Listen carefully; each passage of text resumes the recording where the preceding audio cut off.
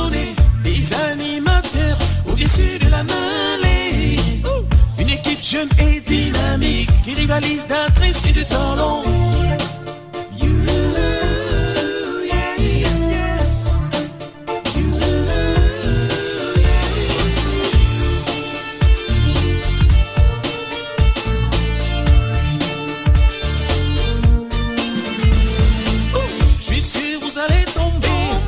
Charmer toute l'envie.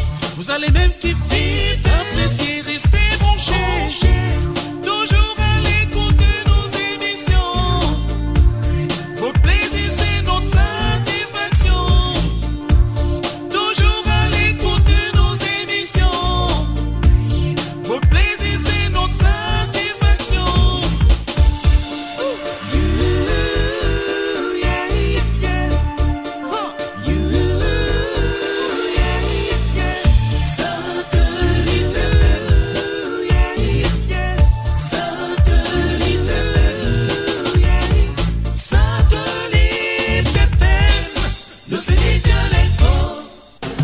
Satellite.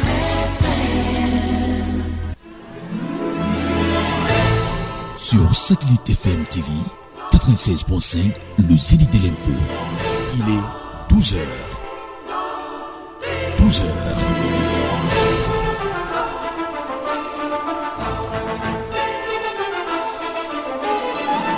La radio au Zénith.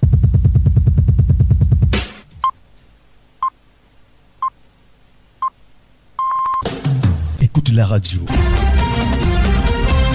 Satellite FM 96.5. Le journal. Antoine Zanga.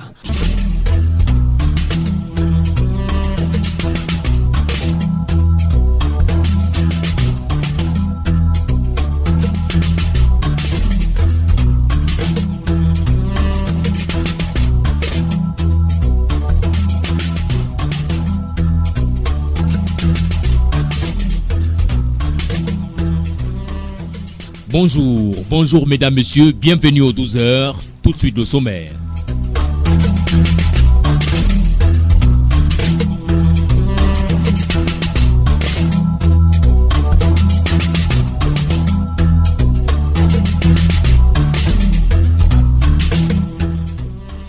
Une alors Sémé et 41 autres entreprises ne font plus partie du GICAM, le groupement interpatronal du Cameroun. Elles venaient d'être radiées de ce patronat pour cessation de paiement de leurs cotisations depuis plusieurs années. Constat général, la plupart d'entre elles, comme Citrafer, sont de grands corps malades. Occasion pour nous d'autopsier le management de l'entreprise camerounaise dans cette édition.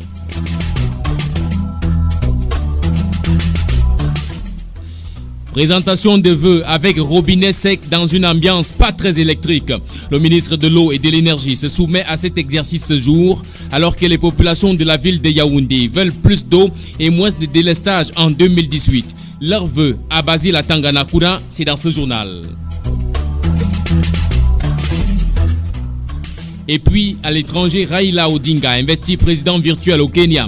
L'opposant a organisé une cérémonie de 10 minutes pour s'auto-proclamer président de la République. Il avait contesté les résultats de la présidentielle d'octobre dernier, scrutin remporté par Uhuru Kenyatta, actuellement véritable chef de l'État kenyan. Mesdames, messieurs, voilà pour le sommaire. Satellite FM TV, le Zénith de l'info. Justement, mesdames, messieurs, vous écoutez l'information au Zénith. Vous êtes sur Satellite FM et c'est le journal. Le ministre du Commerce organise dès ce jour la vente promotionnelle de poissons d'eau douce. Cette opération de 3 jours à l'esplanade de l'immeuble Rose permet de lutter contre la vie chère. Notre reporter Sandrine Bollet est allée sur les lieux pour s'enquérir de la situation. Voici son reportage. Le poisson d'eau douce est à l'honneur ce jour. Enfoui dans de grosses bassines d'eau, ce poisson de luxe attire les convoitises. Ce mercredi matin, à l'immeuble Rose de Yaoundé, les clients font des allées et venues. Vu que le kilogramme est revu en baisse de 3 000 francs à 2 300 francs, c'est quand même une aubaine, histoire aussi de changer de goût, disait cliente. C'est juste pour essayer de changer de goût, parce que manger le poisson de la poissonnerie chaque jour, il faut aussi voir la différence entre le poisson d'eau douce et le poisson congelé. Le poisson d'eau douce est bien différent du poisson congelé. Ça, peut-être comme je pars manger ça pour la première fois, ça sera plus sucré que le poisson congelé. Mais malgré ces prix promotionnels, certains clients trouvent quand même l'opportunité de discuter encore un tout petit peu. Ces silures d'épaisseur moyenne trouvent des contrées lointaines et évoluent dans de nouveaux cadres avant leur consommation. Willy, aquaculteur. Nous faisons uniquement dans l'élevage des silures. Ces poissons viennent de Camfiche. Nous produisons les poissons à partir de Bazou. Plus précisément dans le village qu'on appelle Bagnoun. À l'ouest du Cameroun, nous-mêmes nous produisons les alevins. Après avoir produit les alevins, lorsqu'on les met dans l'étang, c'est prêt à manger à partir de 5 mois, 6 mois environ. Cette foire tombe au moment où le poisson connaît quelques difficultés sur le marché. Il serait donc impératif de consommer les produits locaux. Alain Olembe, délégué régional du commerce du centre. Le ministre nous a prescrit de mettre un accent particulier sur le consommateur parce qu'il a voulu qu'on baptise l'année 2018 l'année du consommateur. Et le consommateur n'est pas consommateur juste par un nom de baptême. Il faut que cela se concrétise par des actions sur le terrain. Donc c'est la matérialisation de cette prescription-là que nous sommes en train de faire là avec du poisson aujourd'hui, afin de permettre à tous les Camerounais de consommer ce qui est produit au Cameroun selon ce que le chef de l'État a eu à prescrire depuis fort longtemps. Pendant 3 jours, les consommateurs ont donc l'opportunité de s'approvisionner de ce poisson et de le consommer à moindre coût. Intéressons-nous à l'approvisionnement en eau et en électricité au Cameroun au moment où vient de se tenir la sectorielle des personnels du ministère de l'eau et de l'énergie et la présentation des vœux au chef de ces départements ministériels qui se déroule ce jour. Sur le terrain, pas d'eau, pas d'énergie. Les mêmes problèmes persistent au grand désarroi des populations qui émettent le vœu de voir une amélioration. Sidoine Monkam. Un mois jour pour jour après le traditionnel message du chef de l'État Paul Biya à la nation, avec des annonces fortes s'agissant notamment de la fourniture en eau et en électricité, sur le terrain, les mêmes problèmes persistent. Quelques habitants de la cité capitale rencontrés ce matin expriment leurs difficultés. Nous ne sommes pas satisfaits, pas du tout.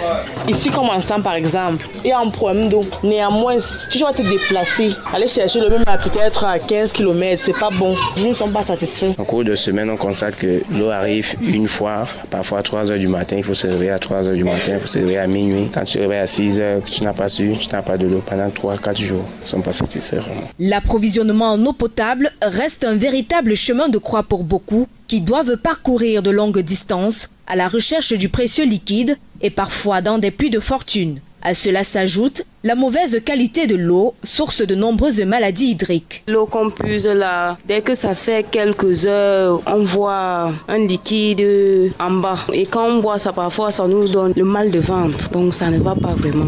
On puise même ça une couleur jaunâtre. Donc ce n'est pas vraiment une bonne qualité d'eau. L'eau du puits n'est pas potable. Quand 1, 2, 3 personnes puisent le matin, ça change de couleur. Donc du coup, lorsque tu arrives vers 7 h, 8 h, quand tu puises de l'eau, à peine 2 minutes que l'eau stagne comme ça, tu vois tout le fond est carrément la boue. Les enfants tombent malades tout le temps. Comme au niveau de la chaîne d'approvisionnement en eau potable, les mêmes problèmes sont visibles en ce qui concerne l'énergie électrique. Entre coupures intempestives et factures exorbitantes, la liste est loin d'être exhaustive. On a d'abord eu la sonnelle, c'est la même chose. Ennevé est venu, alors c'est la bouillabaisse. Mais ils sont là, parfois vous n'utilisez même pas la lumière, mais il y a les factures qui viennent.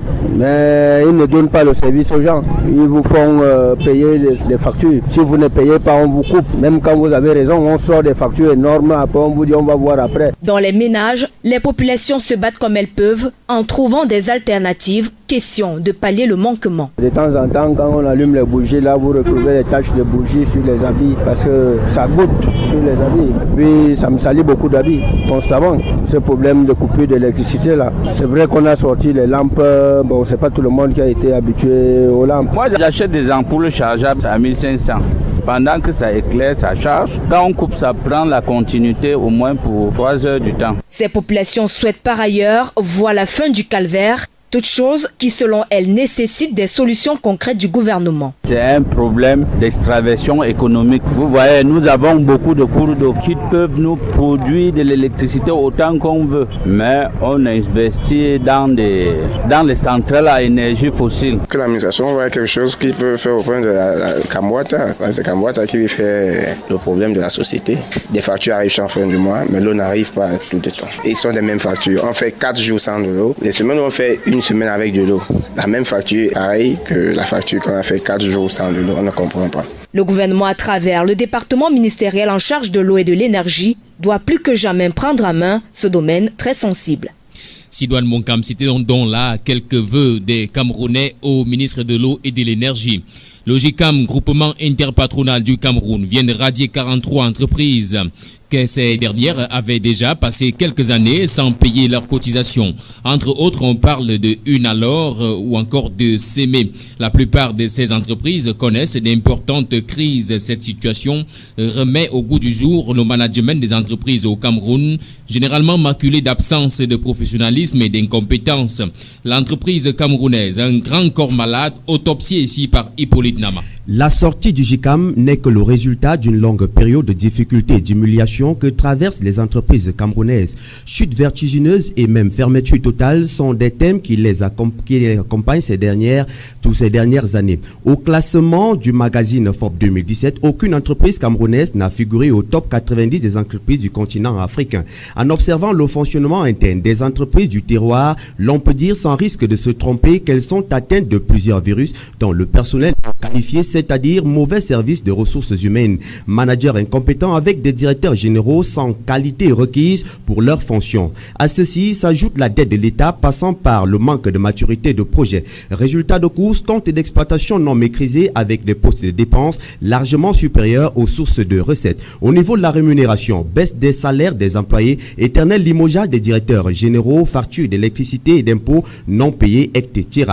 Dans un contexte où l'économie est menacée, les entreprises devraient donc avoir une nouvelle vision. Il faudra par exemple contrôler le niveau d'endettement afin d'éviter le surendettement, maîtriser la croissance, maîtriser son compte d'exploitation, placer un directeur général dans son domaine entouré de bons conseillers. Ces mesures permettront sans doute de limiter le taux de chute et de maintenir les employés, car ne l'oublions pas, la fermeture d'une entreprise s'accompagne généralement de la perte de l'emploi. Janvier et janviose, les difficultés qui envahissent traditionnellement ce mois s'achèvent aujourd'hui.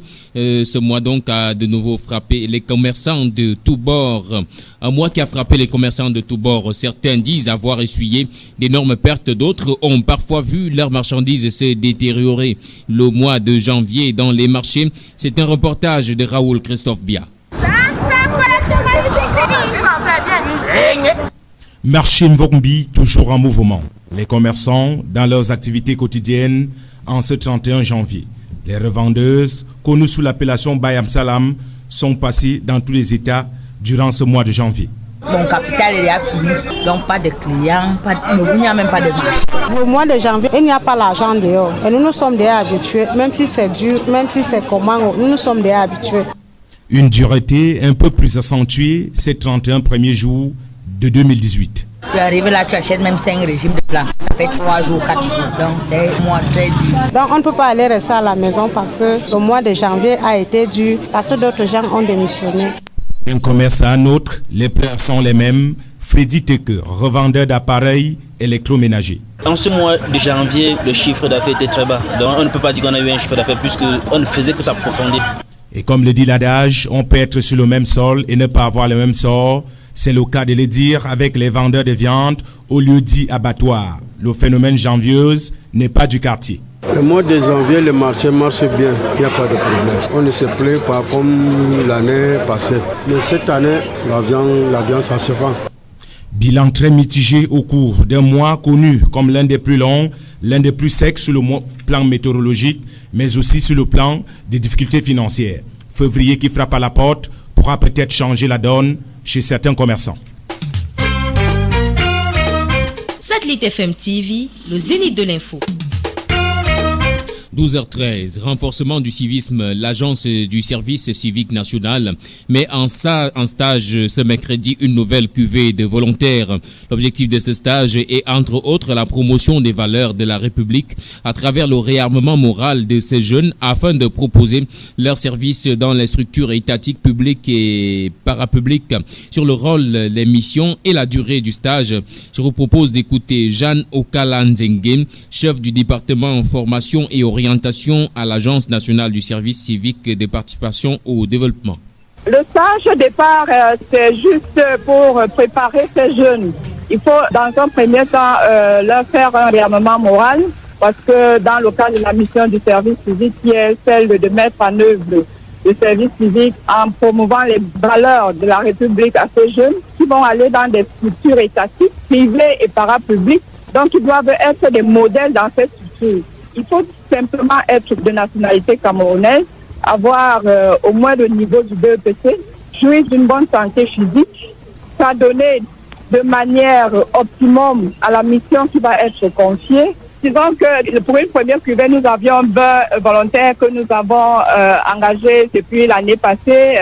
Il y en a 20 qui ont terminé normalement leur mission. Au bout du processus, il y a 2 qui ont été retenus par leur structure. Donc l'objectif pour ce volontariat de mission est que ces jeunes puissent être insérés soit dans cette structure d'accueil ou alors dans d'autres structures déjà avec l'expérience qu'ils vont acquérir en se déployant dans ce dispositif-là.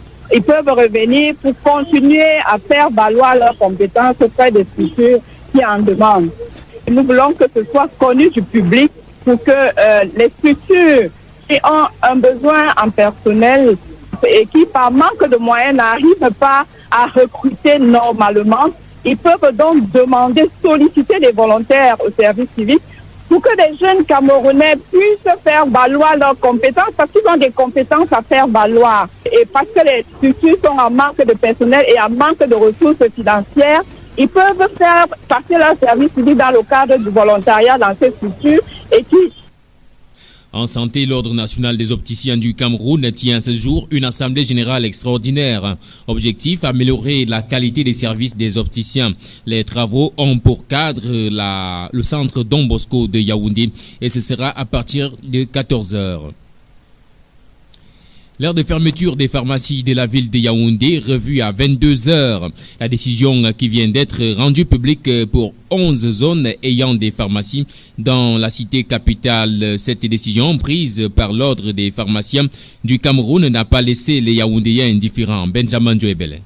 C'est un accueil favorable qui accompagne la décision de prolongation des horaires d'ouverture des pharmacies dans la cité capitale. C'est une bonne idée parce que les pharmacies généralement ferment à 20h et après ça on commence à chercher les pharmacies de garde. Pourtant on a un malade très urgent, ça permet aux gens qui sont malades à partir de 21h là de s'en procurer des médicaments moins chers. Peut-être un malade à 21h, c'est qu'on a encore l'espoir de acheter un remède. Ça me plaît vraiment qu'on a commenté l'heure. L'innovation ainsi définie par l'Ordre des pharmaciens du Cameroun vient mettre fin à toutes les tracasseries perceptibles dans l'achat des médicaments. Il m'arrive souvent que l'enfant commence à chauffer à 21h. Je suis obligé de me rabattre vers la pharmacie du Gazon. J'ai eu ce problème. Tu es ici ensemble. La pharmacie des gars la plus proche doit être déjà à Kondongo. Vous voyez que ça cause problème. Quand on ramène ça à 22h comme ça, je crois que c'est bien. On se trouve maintenant en train de prendre le taxi dans des frais imprévus pour aller ailleurs chercher le produit. Et on arrive parfois, on trouve le produit, mais l'argent même du produit ne suffit plus. Quand il fallait avoir un produit aux États-Unis à plus de 20h, on quittait d'un bout à l'autre dans la ville pour chercher le produit. La fermeture des pharmacies est revue à 22h du lundi au vendredi et à 21h les samedis et dimanches peut en outre être perçue sur un double angle. Moi je n'ai rien à redire, d'autant plus que ça va aider tout le monde. Cette idée est économiquement viable. Ça va permettre aux pharmaciens peut-être de vendre davantage et d'aider les Camerounais en même temps. Donc l'utile et l'agréable est là. Si la mesure de l'ordre des pharmaciens reste une aubaine pour la ville des institutions, il n'en demeure pas moins que l'avènement des pharmacies ouvertes 24 heures sur 24, à l'exemple de la capitale économique Douala, soit vraiment attendu. La cérémonie de présentation des vœux à Cécile Kamfoumou, présidente de la Croix-Rouge camerounaise, a lieu ce jour. La cérémonie a pour cadre le siège de cette institution. Au menu des échanges, le rappel des principes fondamentaux de la Croix-Rouge pour les Yaoundéens. L'absence de la Croix-Rouge se fait ressentir sur le terrain. Il s'exprime dans ce reportage d'Antoine Okala. De nombreuses missions assignées à la Croix-Rouge l'on peut retenir, entre autres l'intervention au lendemain des catastrophes naturelles, la visite des prisons afin de veiller aux conditions de vie des détenus, la réhabilitation des systèmes de santé et la revitalisation des communautés. Des missions totalement ignorées des Camerounais, eux qui n'observent pas la Croix-Rouge sur le terrain. Quand on parle de la Croix-Rouge, ils sont inexistants. On ne connaît la Croix-Rouge qu'à l'école. Parce que quand il y a les accidents, là, on parle souvent des accidentés. Je ne sais pas de quel accidenté ils s'occupent souvent. Moi, je n'ai jamais vu la Croix-Rouge en route qu'il y a eu un accident. Je ne sais pas si on attend les accidentés de guerre. On ne les voit pas sur le terrain. Il y a des hécatombes sur l'axe lourd partout. Oh, c'est la Croix-Rouge qui devait attribuer le premier secours. On ne les voit pas. Tout n'est pas que négatif. Les actions de la Croix-Rouge sont aussi perceptibles dans certains milieux. La seule chose que j'ai vue, c'est les réfugiés, où de temps en temps, je les vois là-bas passer la Croix-Rouge à un hôpital que les gens ignorent. Moi, j'ai fait des examens là-bas. Pour une action concrète de la Croix-Rouge sur le terrain, des solutions sont proposées par des Camerounais. Qu'on annule, parce qu'ils ne servent à rien. Avec ou sans eux, on vit. On va continuer à supporter nos accidentés tels qu'on le fait là. Que les pouvoirs publics essayent de voir si on peut les amener à travailler, franchement, leur travail. Après le rappel des principes fondamentaux de la Croix-Rouge, il est possible que dans les tout prochains jours, les Camerounais soient satisfaits par ce service. En culture, la rentrée littéraire a lieu demain, jeudi, au Centre culturel camerounais de Yaoundé. Au menu, exposition d'œuvres littéraires, plusieurs dédicaces. En prélude à cette rencontre, des séances de lecture biblique sont organisées dans les établissements scolaires. Une initiative de l'Association des poètes et écrivains du Cameroun. 12h20. C'est Satellite FM, c'est le journal et c'est le direct. Satellite FM TV, le zénith de l'info. République démocratique du Congo, l'opposant Tshibangou est aux arrêts. Marie-Judith Ebodé. Le célèbre déserteur de l'armée congolaise John Tshibangou a été arrêté hier soir à l'aéroport de Dar es Salaam en Tanzanie alors qu'il voyageait en aller simple en provenance du Kenya. L'information a été donnée par ses proches et confirmée par les sources militaires congolaises. En cavale depuis 2012, Tshibangou était recherché depuis mi-janvier pour avoir posté sur les réseaux sociaux une vidéo dans laquelle il menaçait de chasser le président Kabila sous 45 jours si ce dernier ne présentait pas par des excuses aux Congolais pour la répression du 31 décembre dernier. Bien que Kinshasa n'ait pas encore réagi officiellement, elle a fait savoir de façon officieuse son intention de demander l'extraction du colonel Tshibangou. Au Kenya, investiture hier de Raila Odinga comme président parallèle. L'opposition kenyane a investi hier son chef Raila Odinga comme président parallèle du Kenya, elle qui ne digère toujours pas la réélection en octobre dernier du président Uhuru Kenyatta, une élection qu'elle avait pourtant boycottée après un premier scrutin contesté et annulé. Légalement, c'est un exercice futile, il n'existe pas de disposition légale pour une telle action. Ce serment ne change pas le fait que Uhuru Kenyatta soit le président élu, a pointé ce matin le quotidien kenyan, le Daily Nation. Il estime à cet effet que ce geste a des implications politiques, un acte très critiqué également dans la presse ouest-africaine, notamment le site d'information burkinabé, le Wakat Sera, qui s'interroge, je cite, « Pourquoi vouloir réveiller les vieux démons des chaos, eux qui ne dormaient que d'un seul œil, prêts à endeuiller de nouveau le Kenya ?» Fin de citation. Après cette prestation de serment hier, l'opposition s'y préparait des mesures politiques afin de rendre le pays difficilement gouvernable. Et sans transition, nous passons en sport alors qu'il est 12h passées de 22 minutes. Les 38 jours d'enregistrement et de prospection des structures décentralisées de l'Académie nationale de football ont été présentés à la presse hier. Karl Inongachu a fait l'état des lieux du répertoire des jeunes retenus pour la deuxième étape des sélections des jeunes footballeurs. Au total, 2636 jeunes ont été répertoriés dans les 10 régions, soit 2246 garçons et 390 filles nées entre 2005 et 2006. Ainsi, seuls 500 jeunes, soit 50 par région, seront retenus au terme de la phase de sélection qui se déroulera du 1er au 18 février prochain dans les chefs-lieux de région. Au sujet des tests à venir, je vous propose Karl Eno Ngachu, il est au micro de Claude Vilongo. Ça sera très difficile pour être même parmi les 5 ans. On va prendre en compte la taille, le poids, l'âge du joueur, les contacts des parents, etc. Et ajouter à cela, sur le terrain proprement dit, nous allons faire des 6 contre 6. Les terrains, c'est 40 sur 30 mètres. Et ils auront un passage de 2 fois 20 minutes. Maintenant, il y aura 2 éducateurs par terrain de foot. Ajouter à cela, nous aurons des experts qui seront là. Chaque expert va faire 5 minutes par plateau. Ça veut dire que chaque 5 minutes, il va roter. C'est pour donner la chance à tout un chacun. Et à la fin, on va comparer, ils vont coucher les numéros de dossard de ceux qui ont réussi. La première phase. Maintenant, la deuxième phase, ça sera déjà les meilleurs lors des plateaux. Ils vont faire maintenant des petits jeux, demi-terrain 11 contre 11. Et là, ça sera pareil. Où les experts seront assis, ils vont cocher uniquement les dossards de ces pensions. Ça base de ces dossards que nous allons faire par ordre de mérite. Nous allons sortir la liste des mérites. Soyez-en sûrs, nous avons tenu compte parce que déjà, il y a un volet de tous les métiers liés au football. Le futsal est concerné. Nous avons organisé quelques stages déjà à la fin de cette année. Il y a le CECIFOOT que nous n'avons pas oublié. C'est pour dire que nous avons vu notamment sur tous les plans. 5e CHAN Maroc 2018. L'affiche de la finale sera connue ce jour. Ce sera au terme des demi-finales pleines de suspense. D'abord à 17h30 à Casablanca, les Lions A' de l'Atlas attendent de pied ferme les Chevaliers de la Méditerranée de la Libye. Puis à 20h30 à Marrakech, à suivre le choc entre le Soudan et le Nigeria. L'apothéose est prévue le 4 février prochain. Indian International Open Boxing Junior Clotilde Essiane poursuit toute seule l'aventure à New Delhi. La lionne indomptable du noble art est l'unique pugiliste camerounais pour les 5 engagés en quart de finale, à savoir avoir décroché le ticket du carré d'as.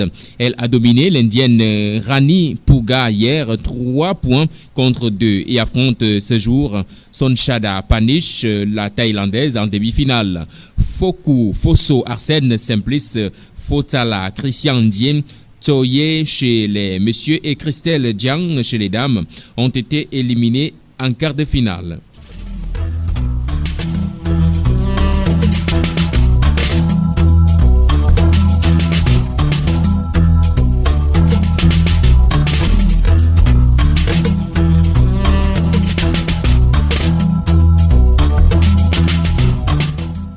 À 12h passées de 25 minutes, nous mettons un terme à ce journal, mais avant, voici les titres, le rappel.